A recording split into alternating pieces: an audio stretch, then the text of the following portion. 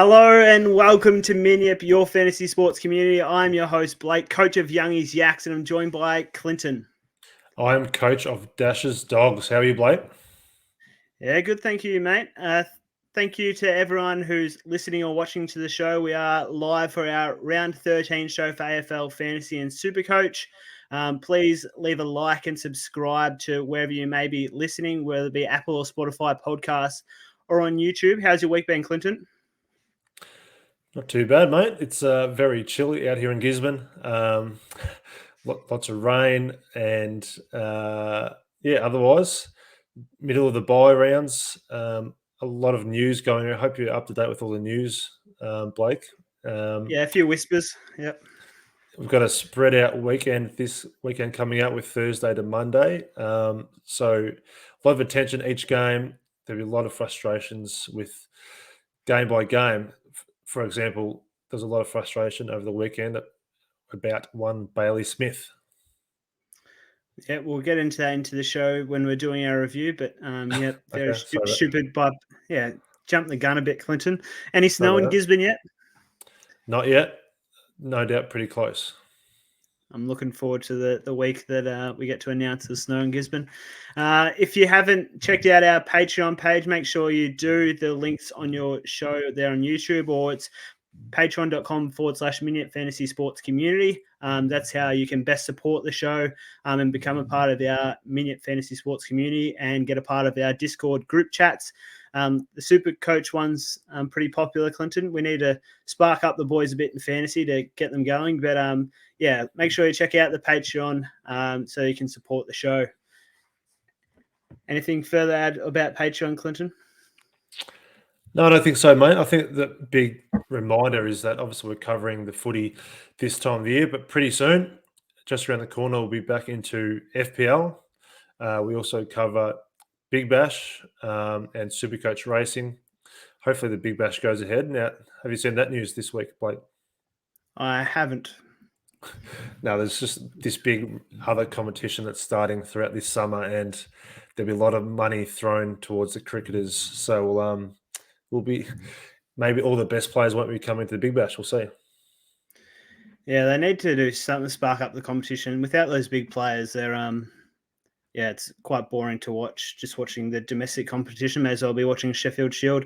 I'm just posting the show into the Discord now, Clinton, so our patrons will be able to join us on there. Let's get into AFL Supercoach to kick off our show, Clinton, with a round review of how he went. So I scored 1943. Not too bad for Supercoach. Got a slight rise in the rankings of about 2,000, which moves me up to be 6,348. So pretty happy with that rise there. My trades that I did, I got out Bruce after he missed the week before and had the bye. I got out Sam Hayes early, and I also got out Ward, who didn't look like he was going to play anytime soon for Hawthorn, Clinton. The players that I brought in were Tim English, who only scored an 80, which was quite disappointing as my vice captain.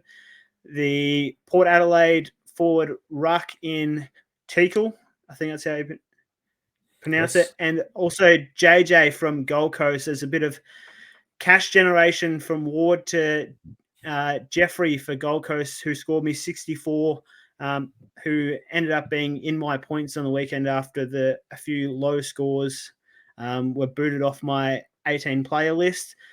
The thing that saved me for the week, Clinton, was my captaincy. So after the VC of Tim English failed, I chucked it on Touk Miller, who was one of your favourite captaincy options earlier on in the year. Took the risk on him, and he scored 167, which meant that I had a pretty good week. How did you go, Clint? Very good, Blake. I scored 2,030. Very happy with that. I'm now at a rank of 1,043. So on the brink of, I guess, my season goal at the start of the year. Goal was always to finish in the top 1,000. So I'm right on the brink of that. Made similar trades. I traded out Hayes for Teakle.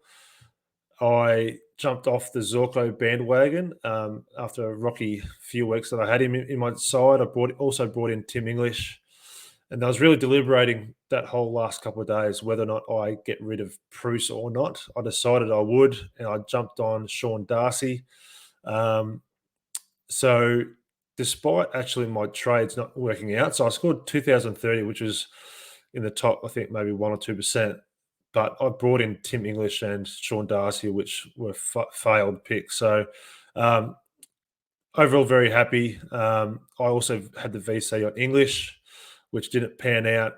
I backed in Rory Laird for his game, 136. So no word of a lie, I was tempted. I think I messaged you that I was very tempted by Max Gawn, but I just thought I'd play it safer. And I thought Rory Laird at home versus West Coast was sure to score well. So I backed that in. And yeah, as I said, overall very happy. And yeah, now I've just interesting position going into this week. So we'll get into that soon.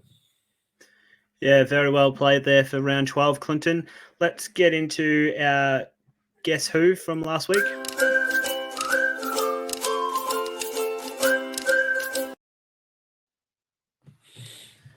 Yep. Yeah, remember who the Guess Who was, Clinton? It's a player you brought in. Okay. It was Darcy. Darcy is correct. I thought he was about to go big over the next 3. He still could over the next 2, but he only scored 59. What happened to Sean Darcy over the weekend, Clint? They were missing a couple of key forwards, which meant that Meek actually they split ruck time, and I know it's one of those weird games where he gave free kicks away. When he went forward, they weren't really kicking to him, so it was just one of those random poor games that all players have. It'd be interesting to see if they have some players back this week and if Meek stays in the team or not. Either way, I expect him to bounce back and score pretty well. So one of those random poor scores. Just touching it back quickly with Tuke Miller. Obviously, you said you captained him. I actually went back this year with my captaincy scores, and for the best part, I've done quite well. I think of the whatever weeks we've had, about 7 or 8 times I've chosen really well. A couple times just okay, but my 2 only real failed picks this year was when I captained Tuke when he scored about, I think it was 70 one week, and about a month ago he scored 59. So personally, I couldn't go there again. So I'm glad he scored well, but I couldn't go that way again after he's let me down a couple of times. I'm happy he's in my team, but I couldn't brave it again. So yeah, well done that he chose him wisely. No, that's understandable, Clinton. Let's get into this week's Guess Who. And this player, Clinton, he's a midfielder. He's got the 3rd highest 3-round average of 135. He's averaging across the last 3. Josh Kelly. Overall for this. No, he's already been one of my Guess Who's. Okay. He's number 2 on the list. The Guess Who is averaging 117. Parrish. He's played 10 games for the season, playing this week against Essendon. Sam Walsh. Sam Walsh is correct. Is he in your thoughts at all, Clinton? Very much so he was, until in my trade plans I had to force in Tim English last week. The way I was planning was to bring in a midfield premium this week, but then the way that Zorko had gone and Tim English becoming a must-have in my eyes last week, I just had to move things around. So this week I'm not bringing in a premium midfielder until what's happened the last about 2 hours, and I'm reconsidering a big, bold move. So, but in short, yeah, Sam Walsh, after his ankle injury at the start of the year, he's been slowly building into the season, I believe. He's had a week off. I'm expecting him to be one of the top midfield premiums the rest of this season. So he's definitely someone I'm intrigued by, but perhaps can't fit him in this week, but we'll see. Yep, in 6.9% of teams this week. Currently speak on Wednesday night. I expect that to rise going into the weekend. He was my first pick at the start of the year. I posted on Twitter, Clinton, but when he got that injury, obviously came out of my side. So he's definitely in consideration for my plans. Let's go on to our next segment now in bold predictions. How did your bold predictions go last week for round 12, Clint?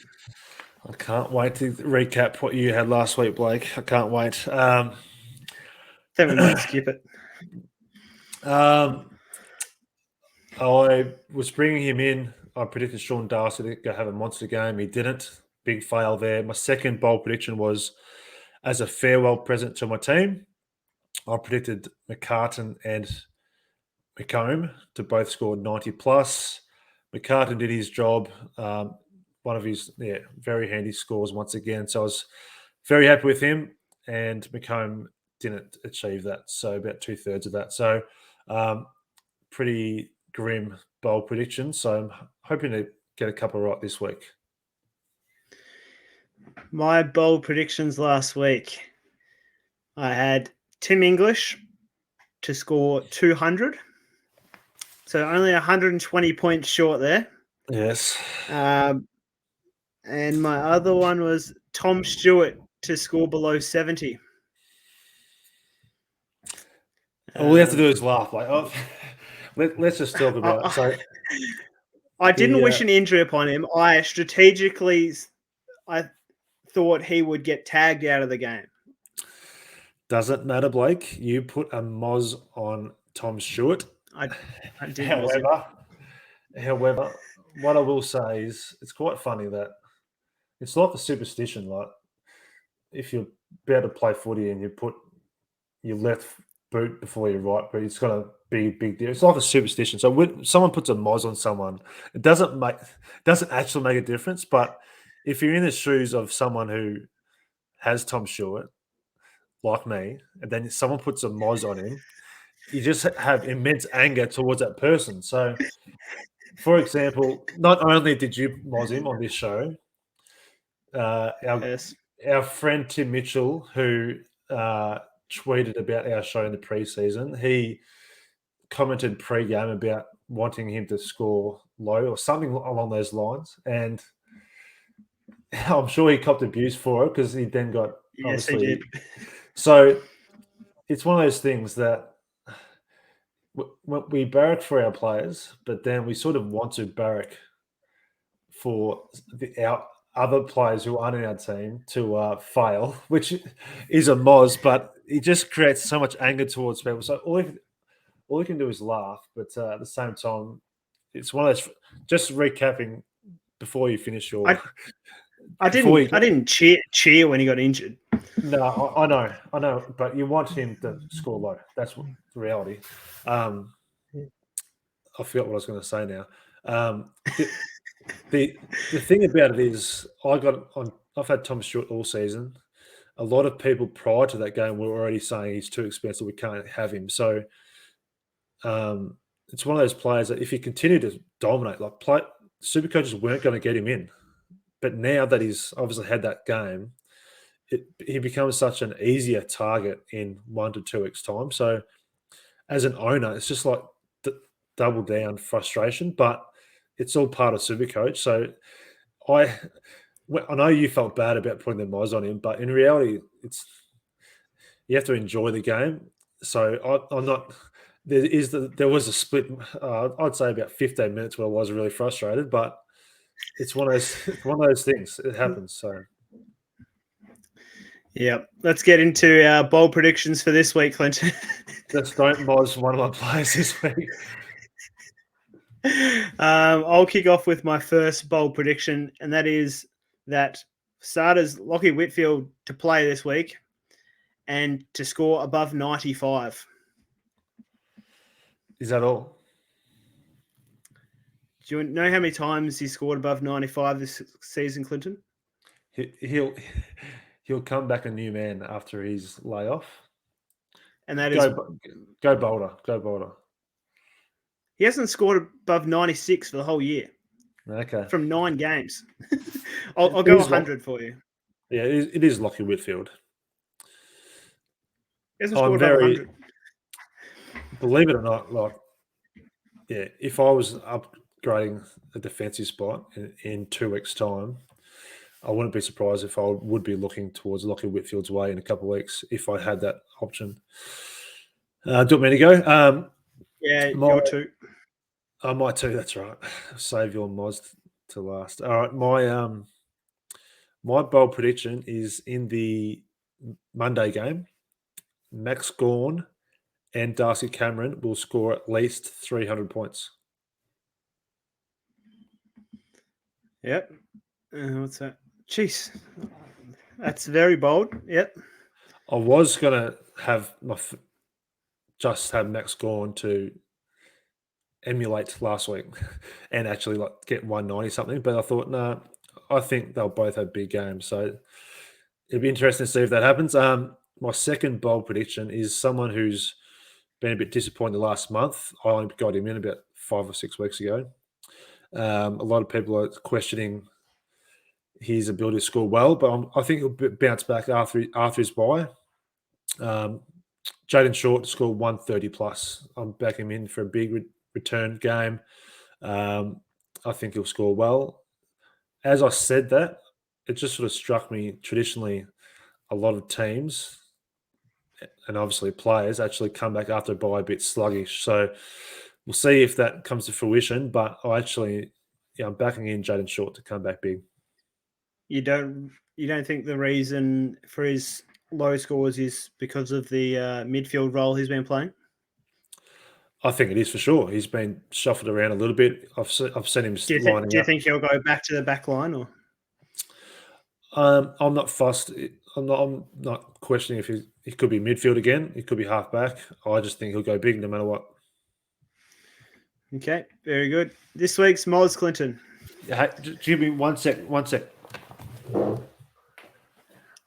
think he's just going to throw up after Tom Stewart's last week. He's cracked it. No, my dog had opened the door wide open, so I was probably echoing right around the house. Carry on. The Moz this week, Clinton, is on a player who went pretty big last week. Had probably his breakout game of the year. Probably the best game he's ever played, and he scored about 130 Supercoach points. He's been playing in the number 1 ruck position for Collingwood of late in Brodie Grundy's absence. But this week he's coming up against the best ruckman in the competition. He'll get dominated in the ruck and around the ground between Gawn and Luke Jackson. They will put Darcy Cameron back into his rightful spot and he'll score below 75 this week. Have you watched Collingwood recently? I would just say, let me ask that. Have you watched Collingwood? I watched the last game. You watched the game versus Hawthorn? Yes. He's actually really impressed me. Like, ever since I got him into my team, just his work around the ground, his follow-up work. I'll be very surprised if he does score below 75. But he's in my team. He's only owned by 5% still. So he's been very initially a risky pick, but for those who brought him in, it's been a genius move. And once again, that was probably Tim Mitchell who spread the word about that one. Shout out to Tim. Yeah, big Tree Reeves isn't exactly the same as Gawn and Luke Jackson, so we'll see how that goes this week. Good work on the bold predictions there, Clinton. Let's get into a bit of team news for next week. Now, this round that we got the Thursday teams. I hope you're up to date. I'll just say the big ones. In Rioli has been dropped for Richmond. He's forward mid who's popularly owned, and also Sam Hayes for Port Adelaide. He was sick this week, I believe, so they've dropped him, and he's staying in Adelaide this week. And there's a debutant for Richmond in Judson Clark. So want to keep an eye on there for teams for tomorrow. It won't be in my initial Supercoach plans. I'm not game enough to bring in a forward mid in their first game for Supercoach, Clinton. Yeah, I think Rioli is certainly a player that people would who have him in their team would just assuming that he was going to play. So it's looking at my team, he was one of my safer rookie picks. So I thought for sure he was playing. So he's currently playing now. They're playing Wednesday night in the VFL. So um, yeah, Rioli and yeah, the other one is a lot of people might have brought in Sam Durden early as well. So the big question that doesn't sound like he's going to Marchbank's come in to Carlton's team. It looks like so. Maybe if you jumped on Sam Durden early as well, maybe that's looking like a donut as well at this stage. Yep, that was a risky move to the super coaches who did that. Let's get into our community questions, Clinton.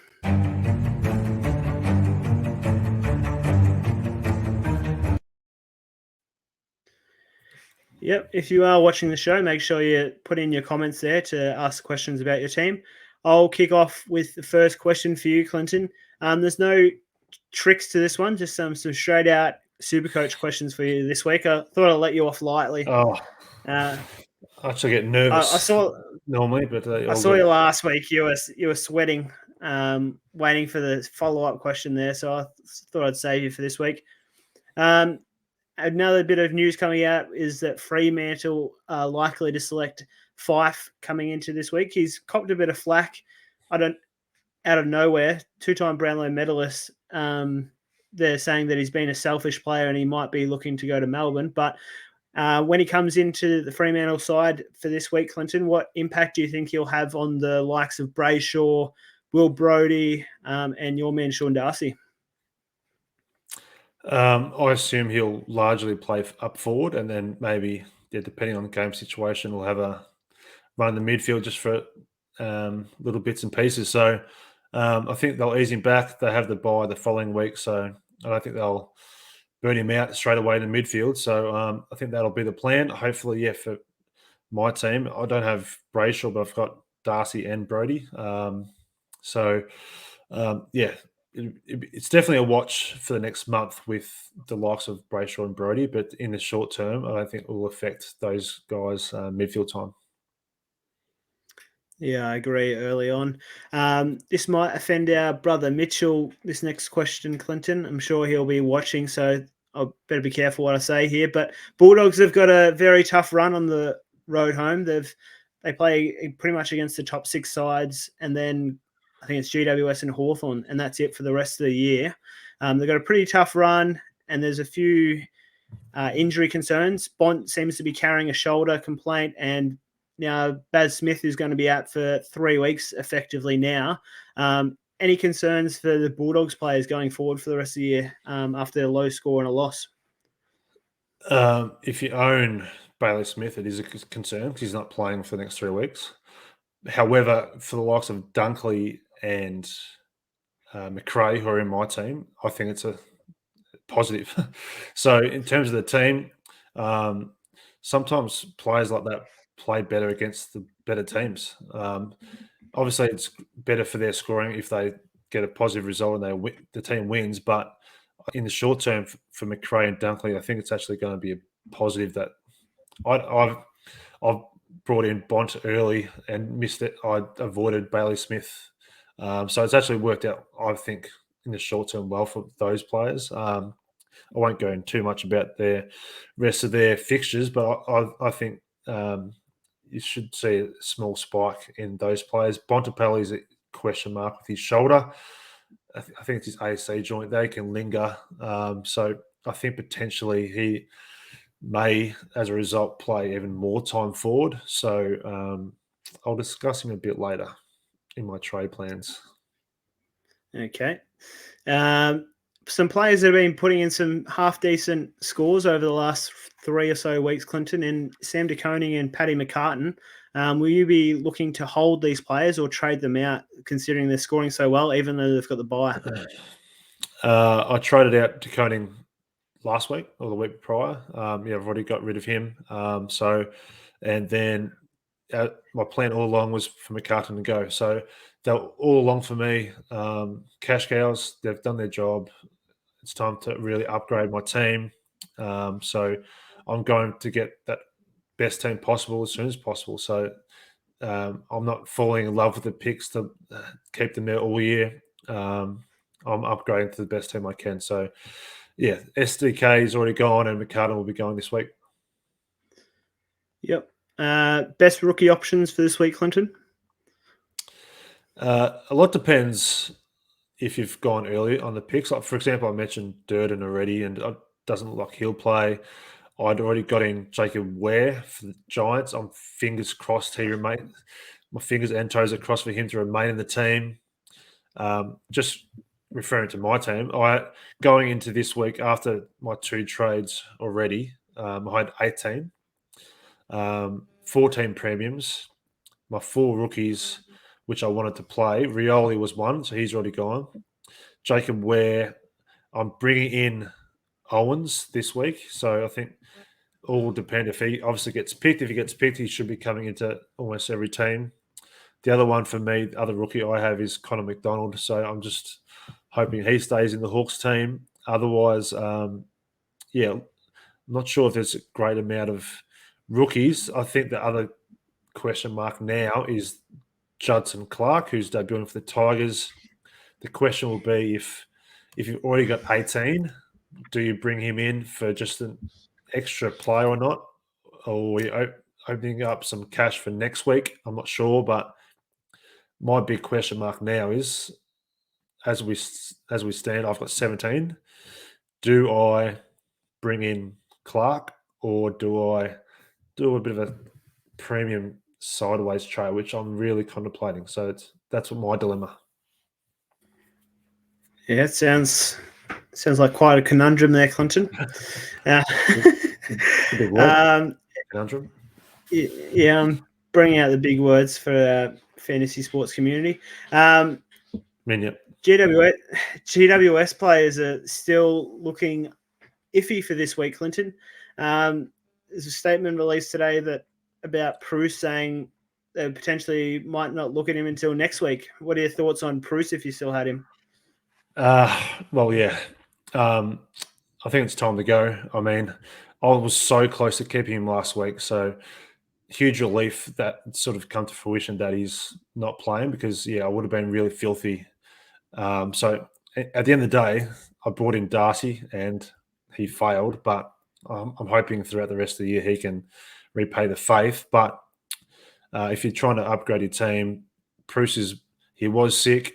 He was sick, and then he missed the game, played VFL, and then they've had the bye, and now he's going to miss it.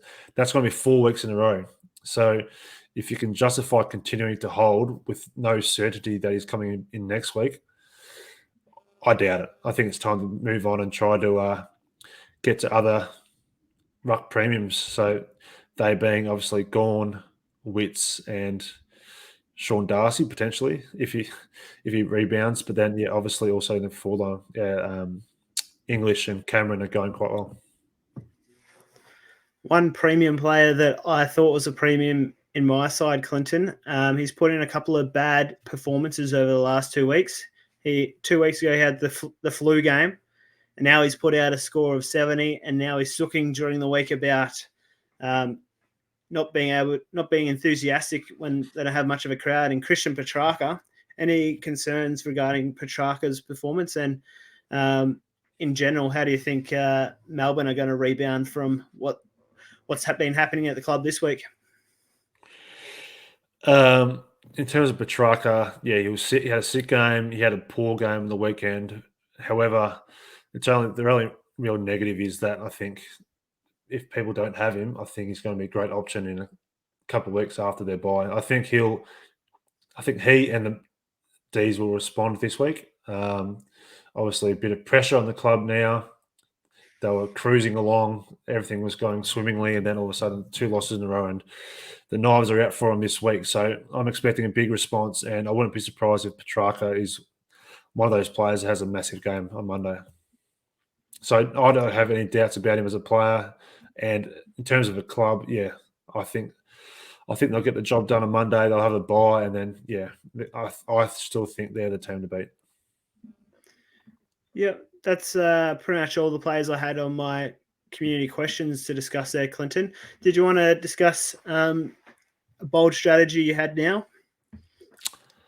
Prior to do that, I think there's a lot of people upgrading. We haven't really touched. I think we touched on it very briefly before, but there's the loss of Parrish, Sam Walsh, Josh Kelly, and Zach Merritt that players are upgrading to.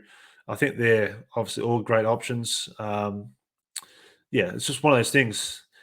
You could justify 100 grand cheaper to get Zach Merritt, but I do think Parrish is the more safer option. But yeah, it all depends on how many more upgrades you've got to go. So I think those four are all good options. And yeah, it's just one of those ones where you could pick the right one. It could be genius. If you go the wrong way, you'd be disappointed you didn't get one of the other boys. So it's a lot to think about. And so we go talking about trades, are we, Blake? Yeah, let's get into our trade plans, Clinton. Did you want me to go first or yourself? You go. Go for it. Okay, no worries. Let's play the jingle.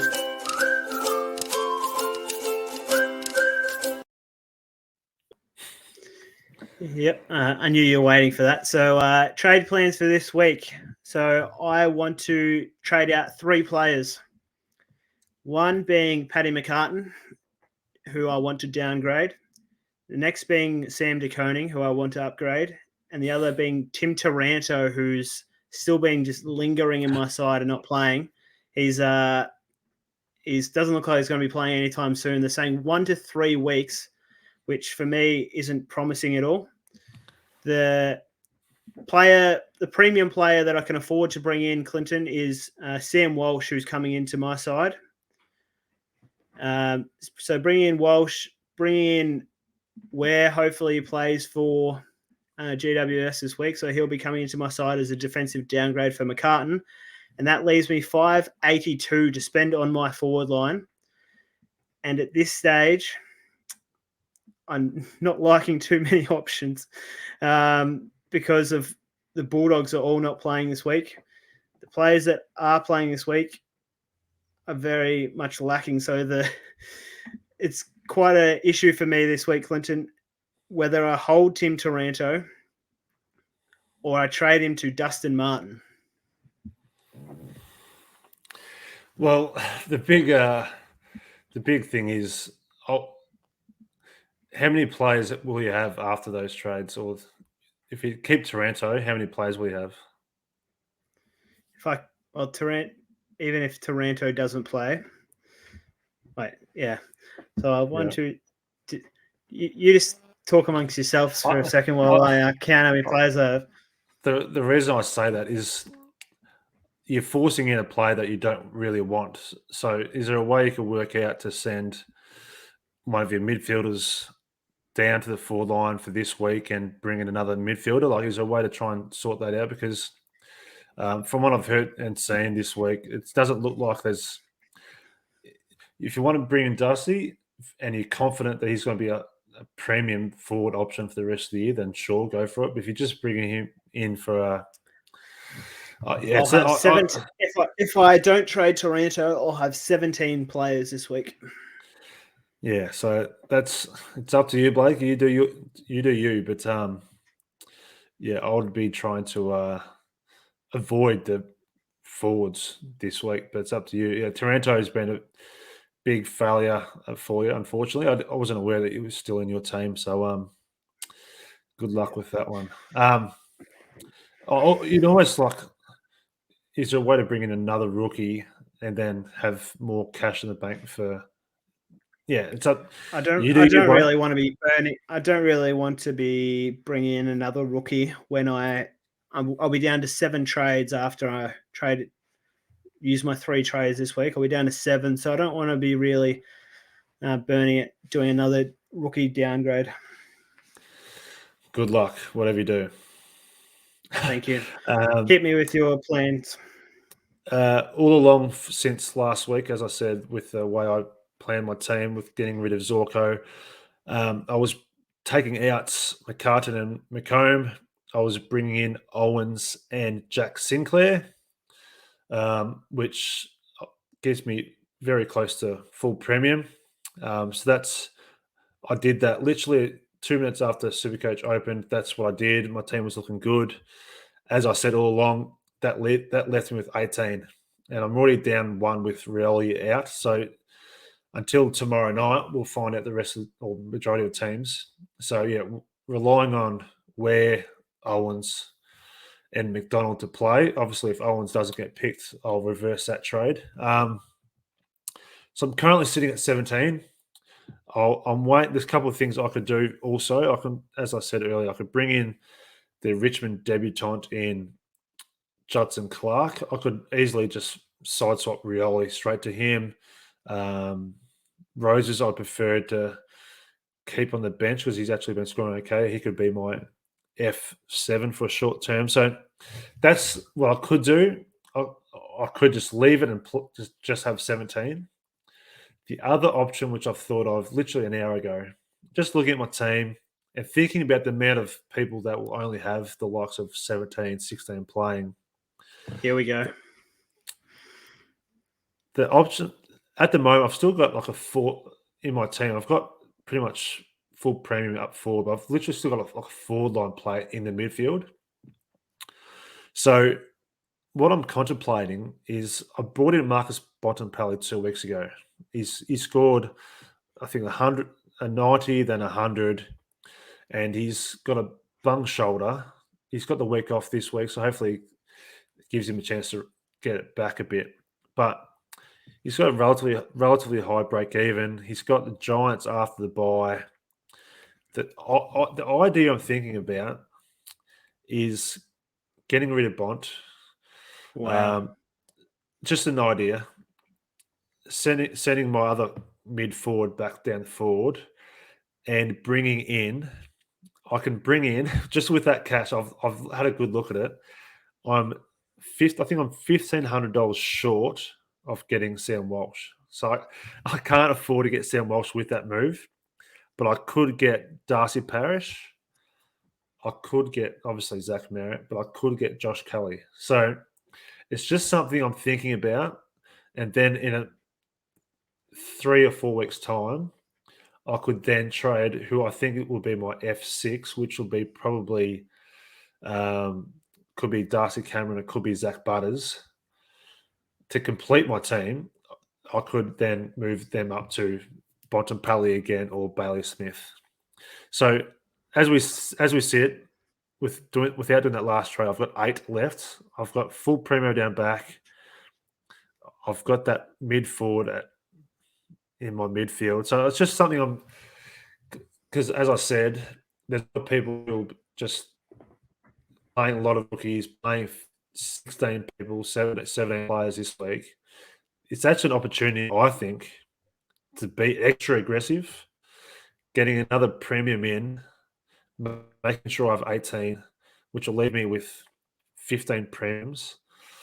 And I need where Owens and McDonald to play. But I think I'll just – and Josh Kelly is the player I'm tempted by because the next month he has great fixtures. So I'm just tempted by that. And teams may come out tomorrow night and it will change. But what do you think of that bold strategy, Cotton? As if you'd trade out Bontempelli if he was in your team. Well, I was saying it sarcastically. I traded him out after round 6. That's true. I was surprised when he did that too.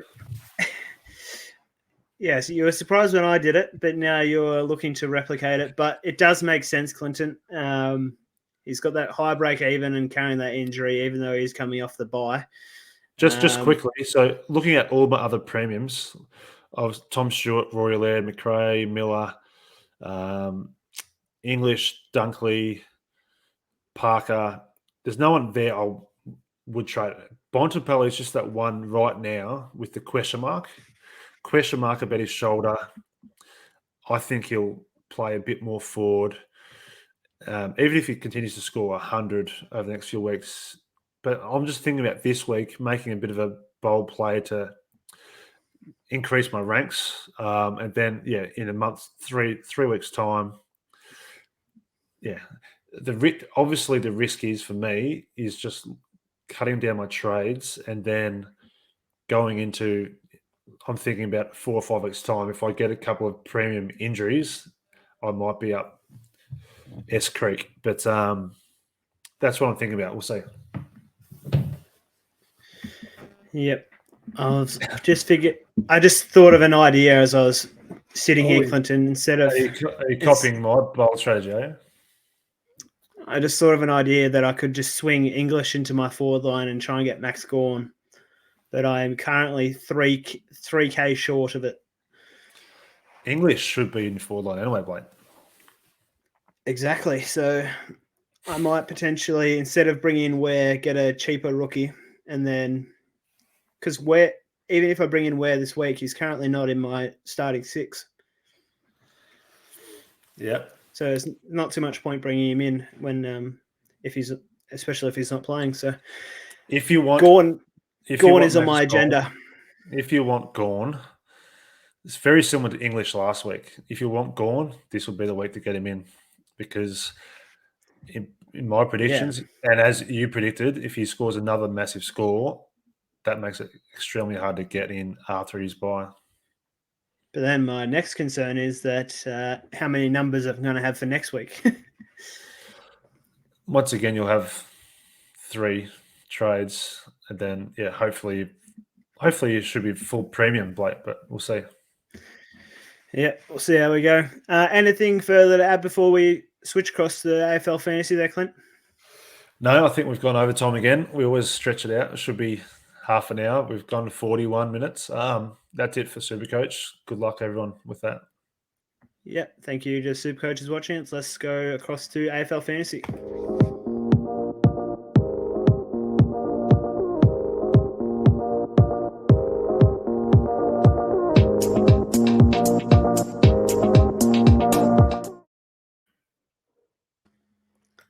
Yep, thank you for whoever's stuck around from this Supercoach segment or switched over to AFL Fantasy. So thank you for joining us. Make sure you like and subscribe to the show on Apple or Spotify podcast or on YouTube.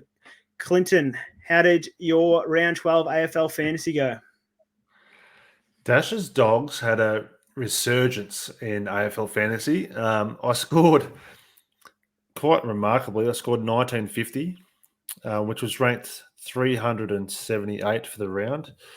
And I've climbed up the ranks to 5,792, which is still very not below average, but it's still not a rank where I'd like to be. I'm still climbing the ranks. So after a very slow start, I traded out Jack Hayes, Jack Carroll, and Sam Hayes. So pretty much 3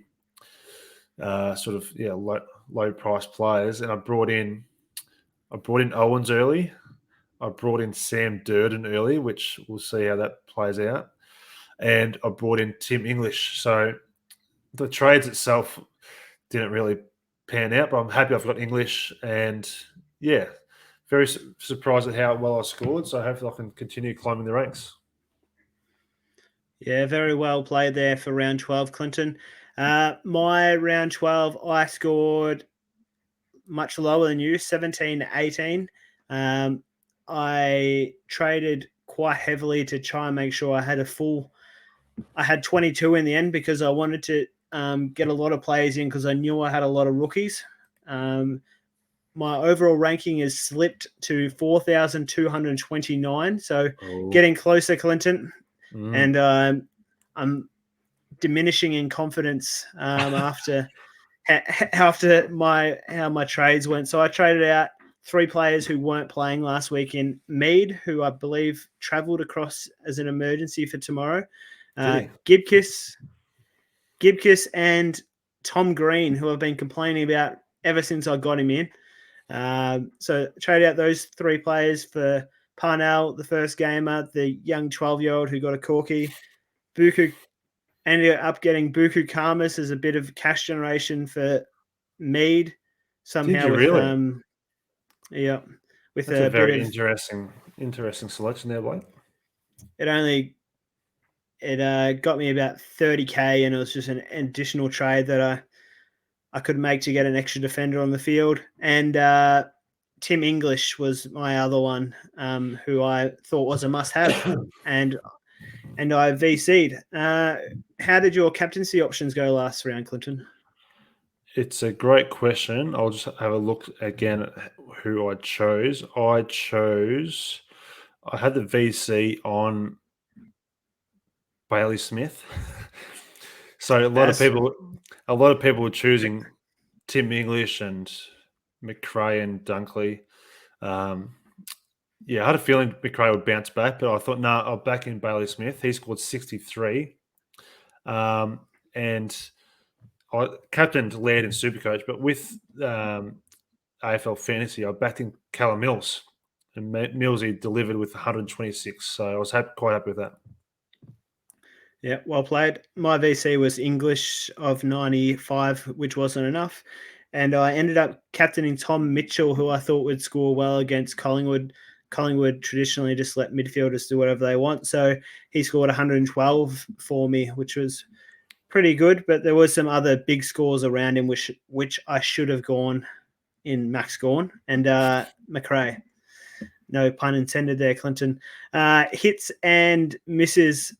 Let's get into that segment now. Do I have a... Yeah, let's have a little video for that.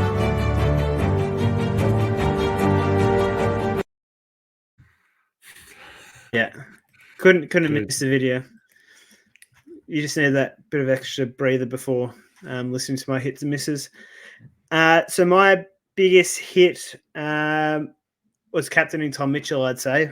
A lot of people had gone Jackson McRae, but I was pretty happy with that captaincy option of Tom Mitchell. And my other hit was holding on to Nick Dacos, who put in a massive score of 109. He, in my opinion, that was the best game he's played so far. And yeah, it's clear to see why I think he should win the Rising Star Award. Clinton, how did your hits go? I had a few. Normally I'm scratching the bottom of the barrel for this one, but yeah, I've had a handful of people who really delivered. Darcy Cameron, 133. Max Gawn, 149. Miller bounced back 135. But yeah, I think I'm happy that I went Mills as captain. So to score 126 as captain, that really saved me. And one special mention, Dane Zorko. He was injured early. I've kept him in fantasy. He was on about 20 at halftime. He had an injury. I thought he was done for the evening. Then he bounced back and scored 91. So those were the types of scores were the reason why I got to 1950. Yep. And your misses for the week? Wouldn't have been many. It wasn't many. So, yeah, just a lot of random players like Angus Brayshaw, 100. So a lot of my players actually came through. The most disappointing ones were actually, I thought, the Bulldogs. Even my rookies did their thing. So to have Bailey Smith score 63 as a VC, that's straight off the bat, yeah, big miss. Dunkley, 84. And I'd even say Bontempelli. I changed a lot of my trades a couple of weeks ago to force Bontempelli into my team, and he's disappointed the last 2 weeks, and no doubt due to the shoulder injury. So, yeah, pretty much I'd say that all three of those Bulldogs didn't get it done for me. Yeah, it's a fair call. They would have been on my misses as well. Had my rookies not performed so badly. They are rookies, so it is my fault for having them in my team. But Butler, ever since I've got him in, he's averaged 34, your St. Pat's boy. He scored 38 on the weekend. Not good enough, butts. He's a rookie. Curtis, 47. Buku Kamas, who I brought in, 34. I could keep going on all day about these rookies that are in my team. But they, in the end, about 3 of them had to be actually in my points. Even though I had 22 players playing, my rookies performed extraordinarily bad in round 12. Hopefully they scored better for you this week. Yep. Let's get into a new segment now, Clinton. Our live viewer that we had before, he must have just stayed for the Supercoach because he's currently flicked off. But Thanks for anyone who's continued watching to the show up until now. Our new segment, which I am calling "You Pick Two," is Pardon? we select. It needs a banner for more effect. So it's currently called "You Pick Two," but so the idea of this segment, Clinton, you pick two players and predict their score for the upcoming round, and I'll also provide my prediction for what they're going to score, and I'll also pick two players. So you pick two is the new segment. Okay. Well explained, Blake. I thought you could have just gone with something as simple as pick the exact score. No, you pick two. Okay. In the comments, I'm sure we'll get some suggestions of what to call this segment. Okay. Can I bring to the table two players? My pick two. You can pick two. Yeah. My pick two. My first player is Josh Kelly. He's playing the Kangaroos this week at Marvel Stadium. In previous games at Marvel Stadium and I'm guessing against Kangaroos also, he scores very well. My exact score for Josh Kelly is 162 points. 162. Correct. Wow. What do you think he'll score? I'll go 110. That's I think he'll play disappointing. well, but I think some other midfielders will bounce back after a bye. Okay. My second pick two is Sam Walsh. I'm Playing going against with Essendon. I'm going with 151. He's playing against Essendon. I'm attending the match this week, Clinton. So I think Essendon will put on a good performance for me. But I hope Walsh also goes very well because he's coming into my Supercoach team. So I'll say 130. Okay, I'm writing them down. It's very good. Well done. Not as bold as you. My pick one of pick two is Christian Petrarca. After he's had a rough week and a couple of bad scores lately. Christian Petrarca this week, I think he's due to bounce back, and I think he'll score 140. I don't mind that. I don't have him in my fantasy team. I have him in Supercoach, but I'll go slightly less than that. I'll go 124. As I said, Collingwood just let midfielders do whatever they want, and so Petrarca. My next player is Maxwell Gawn, who is playing against your boy and Darcy Cameron. I believe he'll dominate him around the ground and also just get assistance with Luke Jackson to man up on Darcy Cameron around the ground, and Gawn will do whatever he wants. So I'm predicting Max Gawn will put in a score of 170. 170? You're saying 170, is that right? That is correct. That is very high. I'll go 130. All right, Clinton, we've put in some pretty big scores there collectively, so we'll see how we look back on this next week and see if we can get some suggestions as to what people thought of our segment name, and I'll create a banner for it for next week for the You Pick 2. This segment name might need a refreshing. No, let's get into community questions.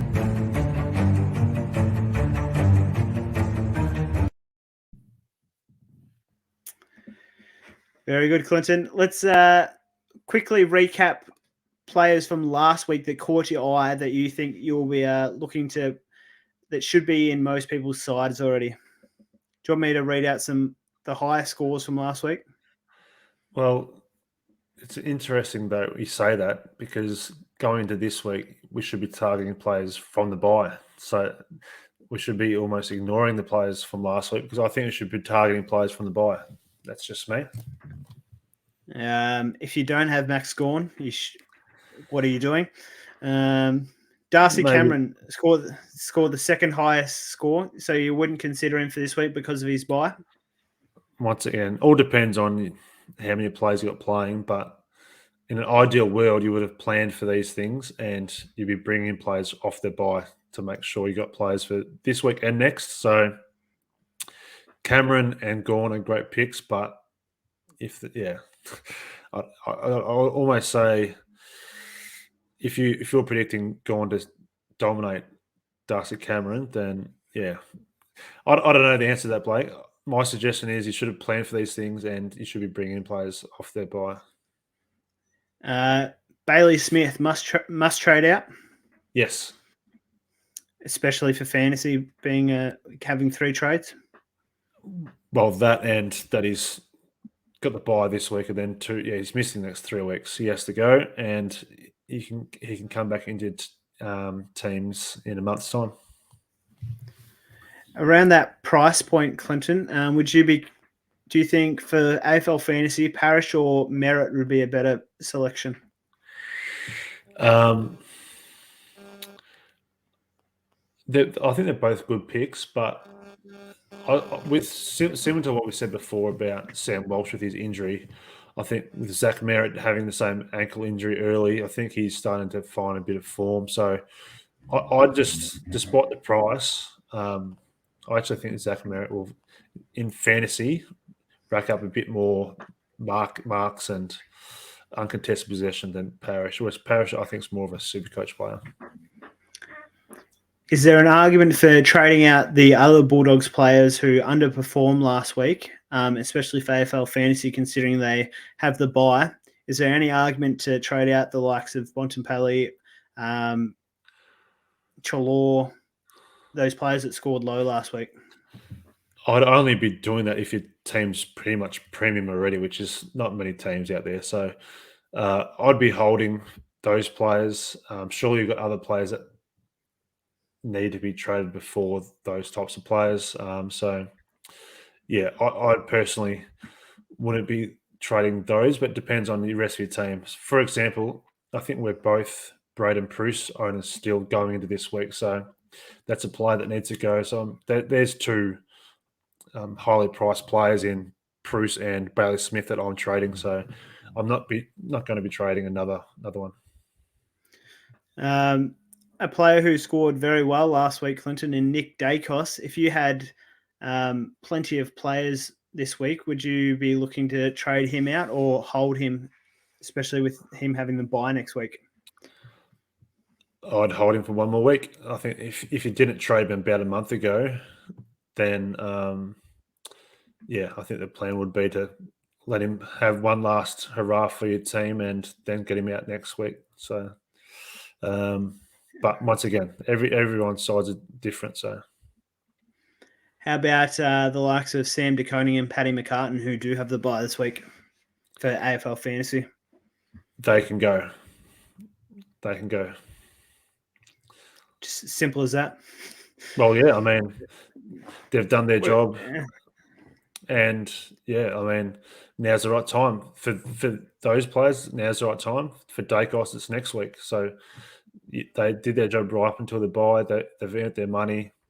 Depends what you're after. And if you need certain players, yeah, as I said, I've got Smith and Bruce that need to go, so I can only trade one of them. So depends on what I need, whether it's SDK or McCartan, but one of them will be going for me, I think. Unless someone like Corey Durden, who's still on my team, if he doesn't get picked, or I've still got McComb. Yeah, so I've got a few players that could go, but McCartan and De Koning, I think they're more Supercoach players. They get intercept marks. In fantasy, they don't get as much the ball. So although they're playing well, they don't have a very high ceiling. So in fantasy, I think they can go. Sounds like so far I've put up 4 names, Clinton, and you're saying trade them all straight away. So Bailey Smith, Bruce, DeConing, and Paddy McCartan. Yes. If you have them all, in which order which one of them would you hold? Well, as I sort of said it, but it's out of SDK and McCartan. You'd keep one of them because you want to get rid of Smith, you want to get rid of Bruce. The other two are sort of slightly more luxury, but it'd be one of those depending on what prices the players that you want to bring in, and that's exactly the predicament that I'm in. Yep. Best rookie options for fantasy, Clinton? Is it more of a just a wait and see on the teams, or will you be looking at bringing in the first gamer for Richmond tomorrow in what's his stupid first name? It's Clark. It's Judson. Judson, that's it. That's a bit harsh. Though it's saying on the radio before, it's they reckon it's the first ever Judson to play AFL. I think it might be. Obviously, what depends on teams tomorrow night, but from what it sounds, Clark looks like he gets the stats up pretty well, and yeah, I think at this point in time, I'm bringing him in because there's not many rookie options at the moment. We'll see if there's any more other rookies announced tomorrow throughout the day.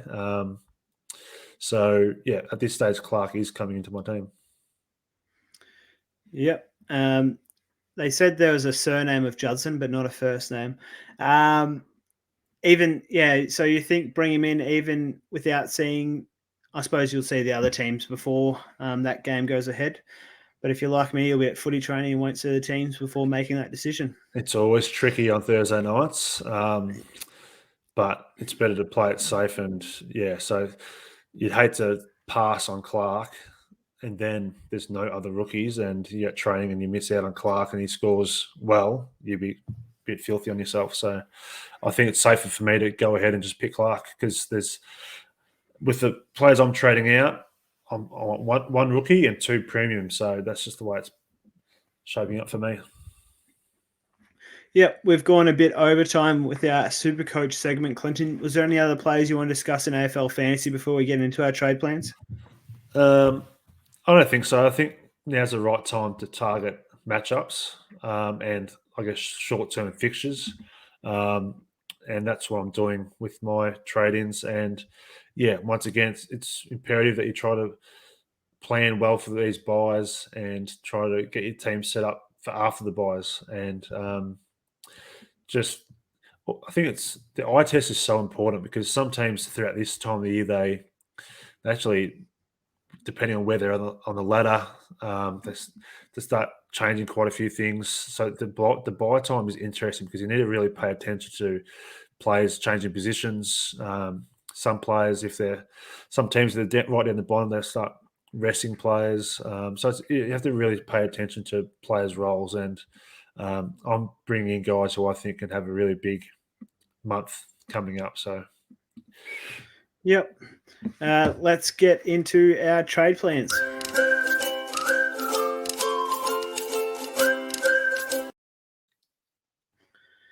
So I'll talk through mine, Clinton. So I also have Bailey Smith. So my first trade off the bat will be Bailey Smith to Zach Merritt. 2 weeks ago, Clinton, I came up with a genius idea of approaching my buy strategies in the situation I was, that I would carry 3 ruckmen through the buys, one of which wouldn't play each week. So those players were Max Gawn, Jared Witt, and Bruce. Mm-hmm. So I'd always have 2 ruckmen playing each week of the buys. And now it looks like Bruce most likely won't be playing this week. I'm just praying he does, because that would just absolutely ruin my strategy if he doesn't play. I'm going to be trading out a ruckman this week. It was initially going to be getting rid of Witts to a bottom basement ruck forward option in probably Teakle. But it'll all depend on selection. So at this stage, Witts to Teakle, and that will allow me to go Sam DeConing up to Dan Houston.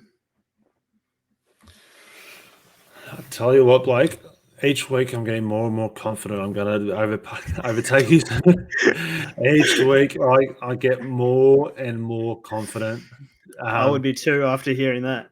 But as I say, you do you. But yeah, how long have you had Wits in your team? It was like 2 or 3 weeks because I came up with this strategy, Okay, and you do you. it's backfired with Bruce not coming back strongly. Yeah. Well, I suggest planning ahead in case Bruce doesn't play and working out your different trade plans because you different price points. So yeah, I think it's always interesting if you change one decision, it can change another, which is what I'll get into with my trade plans because I'd planned things all day today and I actually thought I was quite comfortable with my trade plans. Very similar to you. Hey, Will. Um, I was also looking at bringing in a cheap ruck forward in Teakle. That way I could have 2 premiums in the ruck, pretty much 2 ruck forwards in the forward line in English and Cameron. And then, yeah, have Teakle. So that was my plan. So I was actually planning on getting rid of Bailey Smith, McCartan, and McComb. And I was bringing in Teakle, Zach Merritt, and Lockie Whitfield. Those were my trade plans earlier today. I think Whitfield will come back in and dominate. And Merritt at his price, I think, was too appealing. All right. So those are my plans. And then in the space of the last couple of hours, with hearing the news about Bruce, I've looked at my trades. I then have decided to move on Smith, Bruce, and McCartan. Now, I was going to bring in Teakle still and 2 other premiums, but then I worked out that if I brought in Teakle, now that he's not selected, which was likely to be the case, I thought for a glimmer of a small point in time this afternoon, I thought he might have been playing this week, but I worked out that I had 17 playing, so I couldn't do Teakle. So the way I've shaped up at this point in time, I'm taking out Smith, Bruce, and Paddy McCartan, and I'm bringing in our mate Richmond for tomorrow night at the debutante, and I'm bringing in Judson, and instead of Whitfield and Merritt, I'm now bringing in my 2 pick 2s. I am bringing in Josh Kelly and Sam Walsh because Whitfield and Merritt I was choosing due to their price. Slightly cheaper, and I was expecting a big month for them. But over the course of next month, I'm just expecting Josh Kelly and Sam Walsh to dominate. They're the players I wanted, but I couldn't afford. But I'm playing it quite aggressively and bring those 2 premiums in. What do you think? Yeah, sounds good. How many players do you have playing this week? Sorry, I have 18. Sam Durden, who I brought in last week, is the disappointing one. It hasn't been announced. Obviously, Marchbank is playing. He's got announced, so it doesn't look like Durden's going to be playing. So that's a disappointing trade in from last week. But that's still including I need Ware to play, Corey Durden to play, and I guess Sam Durden's still a small possibility. Maybe fingers crossed they announce him tomorrow, but I don't think that's going to be the case. I've got 18. Yeah, so do I. After my trade, so it's not too bad if I still trade out Wits, and I'll have 400k in the bank coming into next week. And with, I might be past might you in be, the rankings. I'll be in your rear vision mirror by then. But my team is pretty much almost done, I would say. My weakest link is Greg Clark and Nick Dacos. Who are you going to VC and see, Blake? I currently have it on Zach Merritt, my trade-in, as my VC, and my captaincy, bit controversial after his last 2 games, is on Christian Petrarca. Yeah, no, back yourself in. Good stuff. My VC is on Sam Walsh, and my C is on Josh Kelly. I take that back about my captaincy. It's going to be on Max Gorn. Well, you did predict he's scoring 170, so it was surprising you're going to have the C on him. Yes. Yep. Anything further you want to add before we wrap up there, Clint? That's all, Blake. Obviously, things can change very quickly. As normal, we record this on Wednesday night. Things could change drastically tomorrow night. So, yeah, I've played it aggressive in Supercoach. Going to scramble towards 18 in fantasy. It's somewhat similar, but I've got some room to move. But no, very important few weeks coming up, and it's going to be separating the best teams or the okay teams, and maybe Dash's Dogs will be surpassing Youngie Zacks in both formats this time next week. Maybe I'll get closer to you in Supercoach rather than you just passing me in both formats. But, yep, good luck for round 13, Clinton. Thank you to whoever has watched or listened to the show. And, yeah, make sure you like and subscribe to the channel so you can watch next week for our live show. So good luck, everyone, for round 13. See you, Clint. Bye, Blake.